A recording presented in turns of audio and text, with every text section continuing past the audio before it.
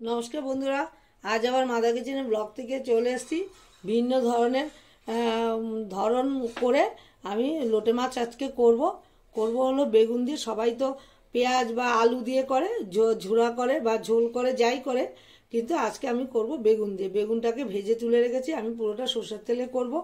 আর দেবো হলো এই যে পেঁয়াজ কেটে নিয়েছি, টমেটো, আর হলো এটা হলো রসুন, লঙ্কা, আর দেবো হলো রেড চিলি, নুন, হলুদ। আর কিছু লাগবে না। সবাই তো অনেকেই দেখি জিরা, ধনে, হ্যানা ত্যানা অনেক কিছুই দেয়, এটাতে সাধারণত কিছুই লাগে না। একটু ঝাল ঝাল করে এরকম করে এই কটা উপকরণ দিয়ে করলেই হয়ে যায়। আমি মাছটাকে ধুয়ে রেখে দিয়েছি, আমি পরে দেখাচ্ছি। আমি এবার পেঁয়াজটা দিয়ে দেবো, এই যে পেঁয়াজটা দিয়ে দেবো। কোনো ফোড়ন লাগে না, পেঁয়াজই ফোড়ন দিলেই হয়ে যায়। আর লঙ্কা আর টমেটো আর এই রসুনটা আমি বেটে নেব। আবার দেখাচ্ছি, পেঁয়াজটা ভাজা হয়ে গেলে তারপর আমি দেখাবো। পেঁয়াজটা আমার হাফ ভাজা হয়ে গেছে, পুরো ব্রাউন করে ভাজিনি, হাফ ভাজা হয়ে গেছে। এবার এই বাটা মশলাটা দিয়ে দিলাম, পেঁয়াজ, রসুন আর লঙ্কা।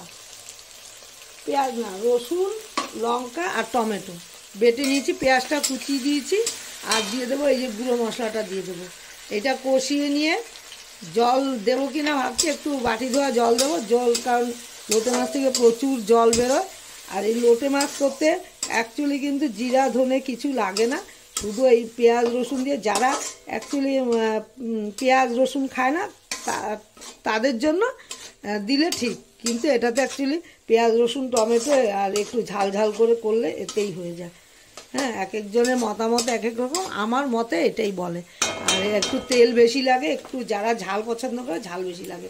তাছাড়া নামানোর আগে ধনে পাতা দেবো। আমি এটা কষিয়ে নিই, তারপর দেখ। এই যে আবার পুরো কষানো হয়ে গেছে, আর বাটি ধোয়া জল দিয়েছি, বেশি জল দিইনি।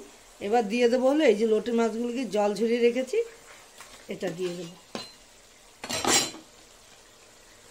এই যে দিয়ে দিলাম।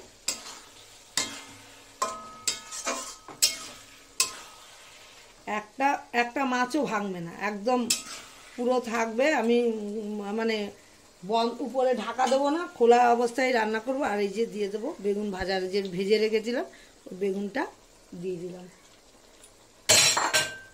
তারপর খোলা অবস্থায় রান্না করব 10 মিনিটের মতো করে, তারপর নামানোর আগে ধনেপাতা।